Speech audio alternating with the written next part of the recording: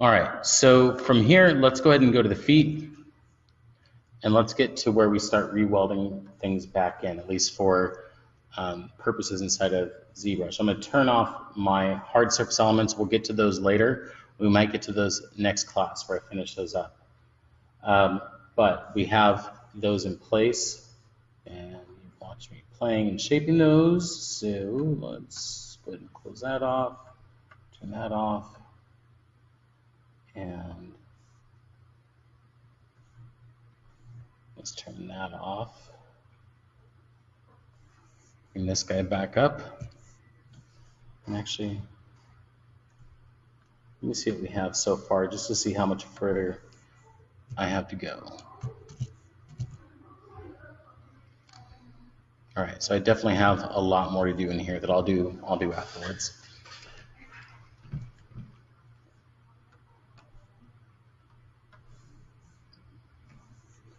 All right, into the feet.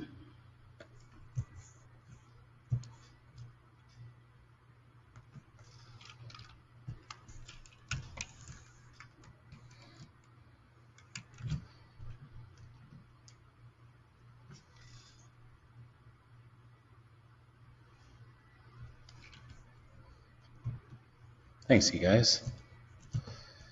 All right.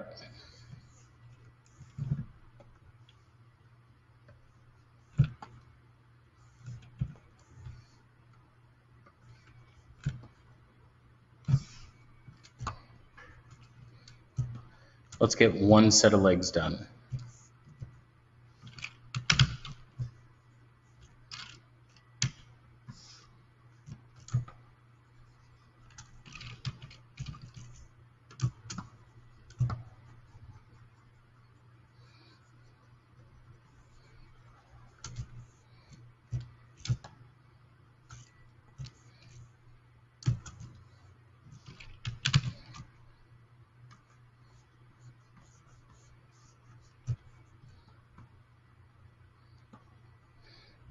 And Simon, I'll get to your question towards the end. Let me just get through this.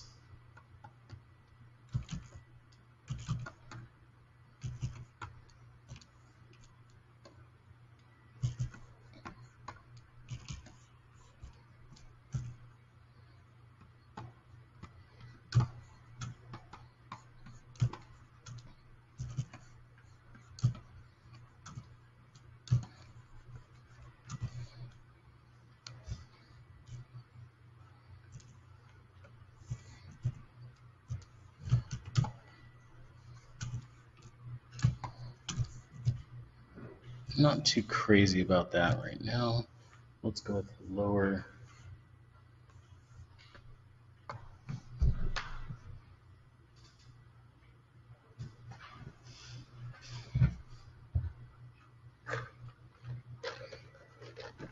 While we're waiting on this, let me answer Simon's question. Do you think circular would look more medieval fantasy? I think if you focused on scallop shapes and sort of pointy scales, like that sort of shape, I think you would go more fantasy. All right, this is a little bit easier to work with. So I'm going to change those large shapes, make a nice clean leg. Don't want to get rid of those spikes.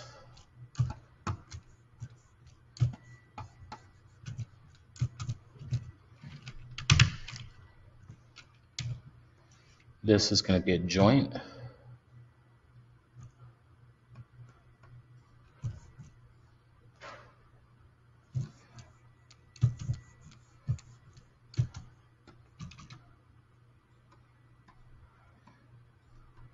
Let's bring that back one up like a claw. Let's bring that one up like a claw too.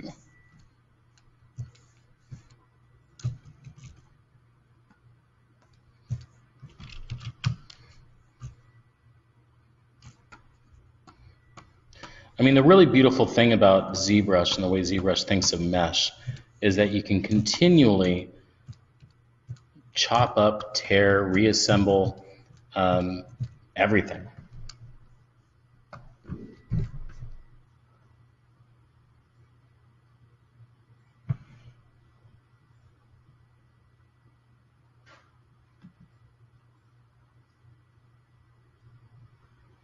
Ah, missed that part, Simon. This question about my creature. I was thinking of trying to make my own insert curved chain brush. Currently, I was using Bad King one. You've seen it looks like a chain with rectangular pieces, but I was thinking of making one with circular chain links. Do you think circular? Okay, that makes more sense.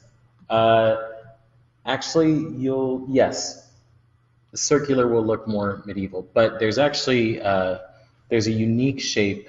If you look at, you'll have to pull up reference. I'll pull up reference for you at the very end of our class, and we'll take a look together. All right.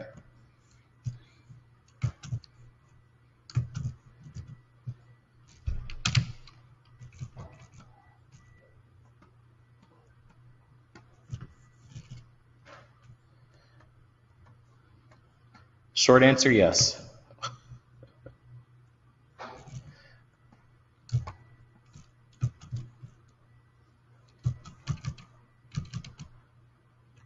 And if you want a longer answer, we can look at it later, like I said. All right. Get those larger shapes established. Then let's subdivide up.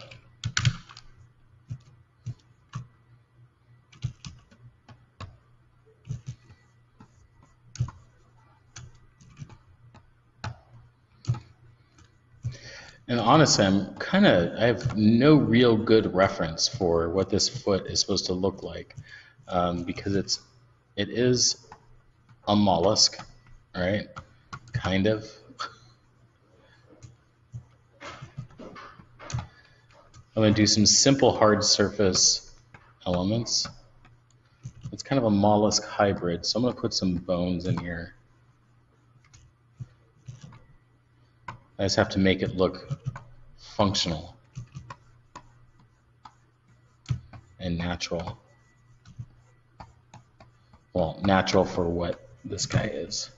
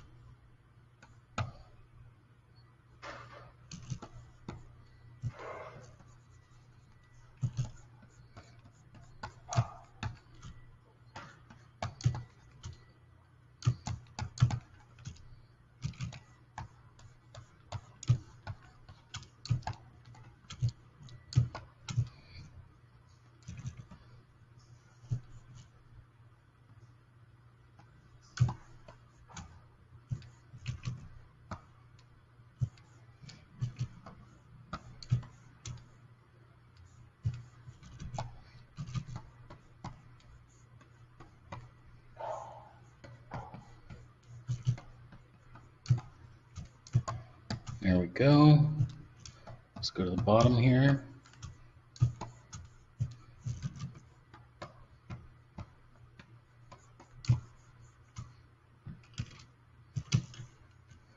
Let's get these closer to a point.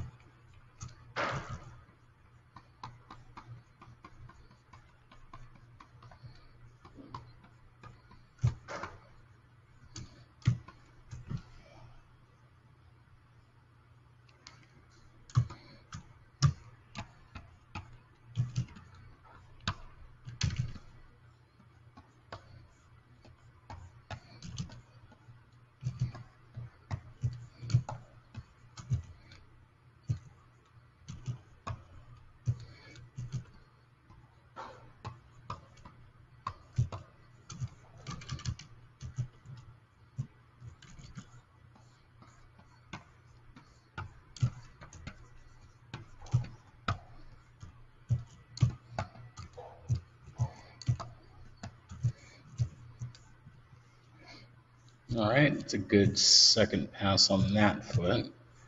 Let's come around here, get it done a little bit quicker.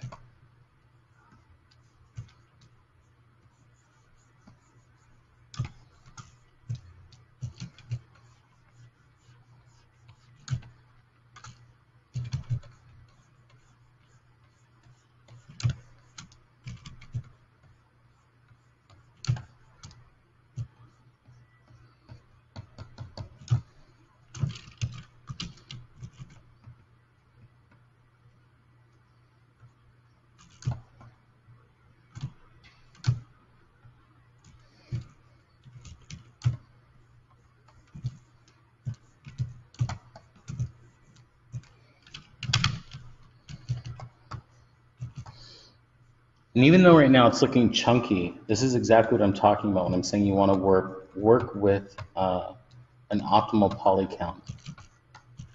Like I'm going to have to smooth over these areas anyways when I come in and I start blocking in micro detail or smaller detail, right? So what's the point in slowing myself down by subdividing up all the way right now? There is no point.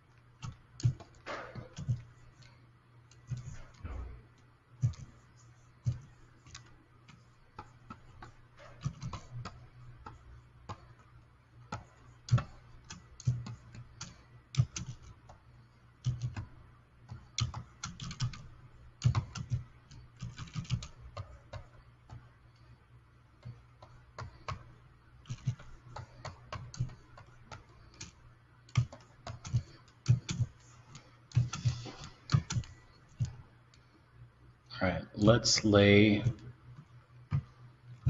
this foot flat and then we'll continue on because we're almost done with the feet.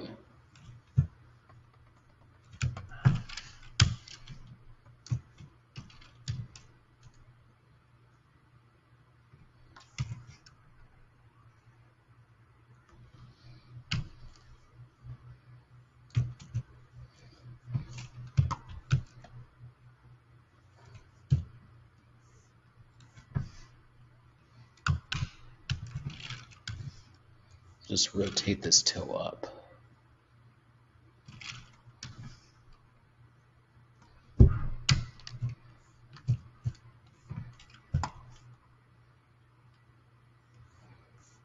I think I'm okay with that being raised up like that.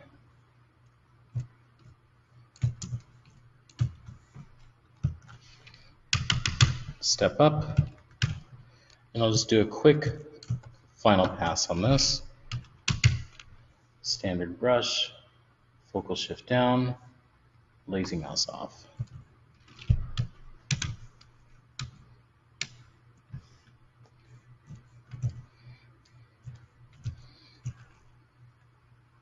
Elaborate on our primary folds here, and start establishing some secondary folds.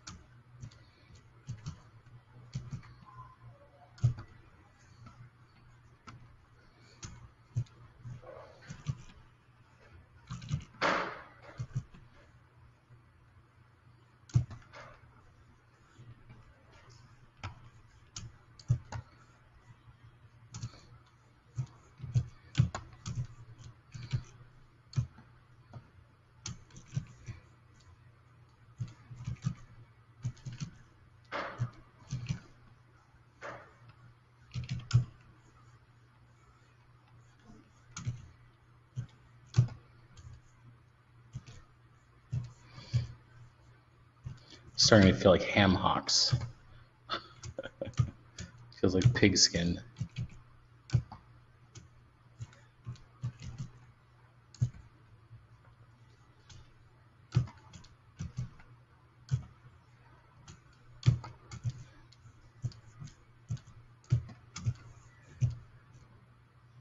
All right, over here.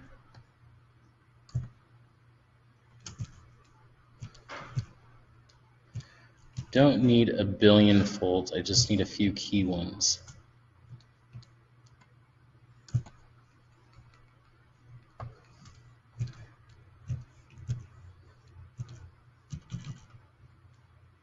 Let's go ahead and subdivide up again.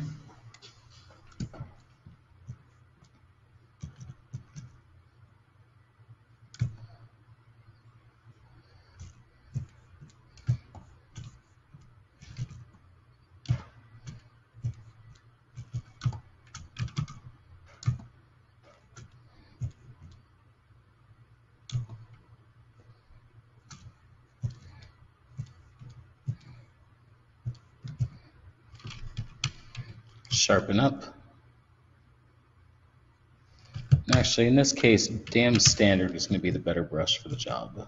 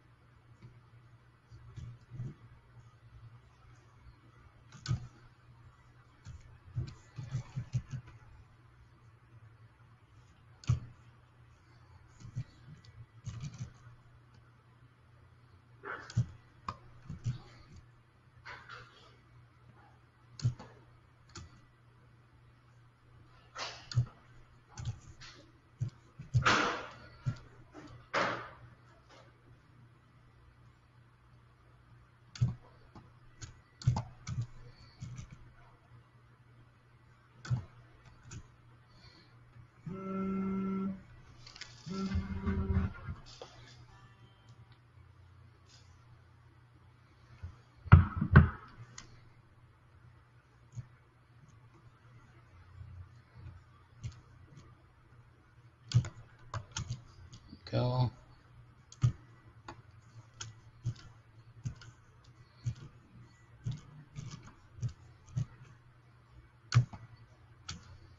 There we are. And let's see, how much further do I want to take this? Not much.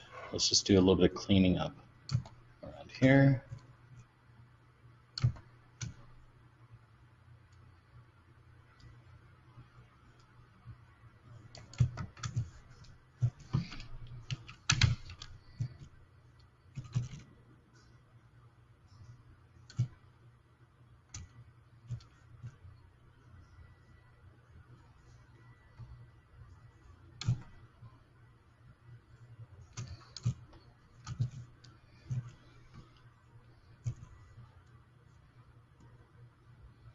I'm not sure how well this works for a mollusk monster, but for right now it's the best solution I got.